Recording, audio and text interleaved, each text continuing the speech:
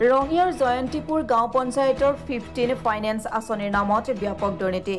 15 finance আঁচনিৰ অধীনত বৰ কুকুৰীয়া আয়ুষ্মান আৰোগ্য মন্দিৰ আন্তঃগাঁথনি মেৰামতিৰ কামত ব্যাপক খেলিমেলিৰ অভিযোগ মেৰামতিৰ নামত লাখ লাখ টকা আত্মসাৎ কৰাৰ অভিযোগ ৰাইজৰ মেৰামতিৰ 6 মাহৰ ভিতৰতে ভাঙি পৰিছে দুৱাৰ আৰু সিলিং নিম্নমানৰ সামগ্ৰী ব্যৱহাৰ কৰাৰ ফলত নিৰ্মাণ শেষ হোৱা কিছুদিনৰ পাছতেই সম্পূৰ্ণ ধ্বংস হোৱাৰ অৱস্থা সৃষ্টি হৈছে বিশেষকৈ জোৰাটাপলি আৰু নিম্নমানৰ সামগ্ৰী ব্যৱহাৰ কৰাৰ বাবে আৰোগ্য মন্দিৰৰ মেৰামতিৰ কামত বিসংগতি স্পষ্ট হৈ পৰিছে স্থানীয় ৰাইজে এই দুৰ্নীতিৰ তীব্ৰ প্ৰতিক্ৰিয়া ব্যক্ত কৰি তদন্তৰ দাবী জনাইছে অভিযোগ অনুসৰি কেৱল চূণ তেল সানিয়ে 4,77,000 টকা আত্মসাৎ কৰিছে ঠিকাদাৰে এই দুৰ্নীতিৰ সৈতে জড়িত বুলি অভিযোগ উঠিছে জয়ন্তীপুৰ গাঁও পঞ্চায়তৰ প্ৰাক্তন সভাপতিৰ পুত্ৰ মিনহাজুল আহমেদ আৰু নিৰ্মাণ কমিটিৰ সভাপতি আব্দুল ৰহিমৰ ওপৰত ৰাইজে এই বিষয়ত সঠিক তদন্ত কৰি দোষী ব্যক্তিক কঠোৰৰ পৰা কঠোৰতম শাস্তি প্ৰদানৰ দাবী জনাইছে স্থানীয় ৰাইজৰ অভিযোগৰ ভিত্তিত বিষয়াসকলৰ দৃষ্টি আকৰ্ষণ কৰা হ'বনে সেয়া সময়তহে লক্ষণীয় হৈ পৰিব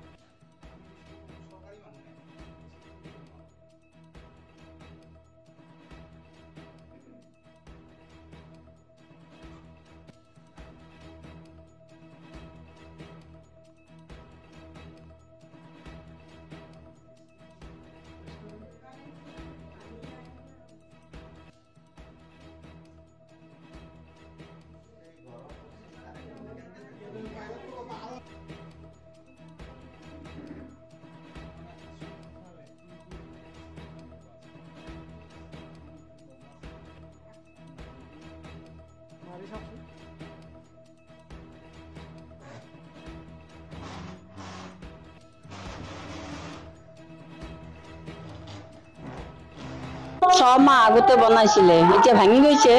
কাম ভাল হোৱা নাই মাজতে মেৰামতি হৈছে কিন্তু বহুত পিছত হেৰি হৈ গেল ভাঙি চিঙি মানে বহুত নষ্ট হৈ গেল হৈ যোৱাৰ পিছত মানে বহুত দিন পৰি আছিল পৰি থাকি এতিয়া বৰ্তমান হৈছে হ'লেও মানে যিটো মানুহ বেছি সেইটো সুবিধা পোৱা নাই দৰ্জাগিলা ভাঙি চিঙি গেছে কামটো ভাল হোৱা নাই চিলিং দিলিঙো নাই চিলিঙো লাগি দিছো ইমান গৰমত কাম থাকে বাইদেউসকল ভালকে নকৰাকেতো খাইছে এবছৰমান পিছতে ভাঙি গৈছে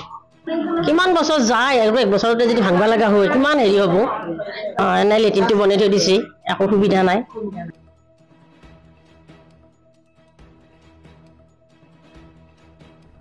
ৰঙিয়াৰ পৰা হুছেইন আহমেদৰ ৰিপৰ্ট অসম টুডে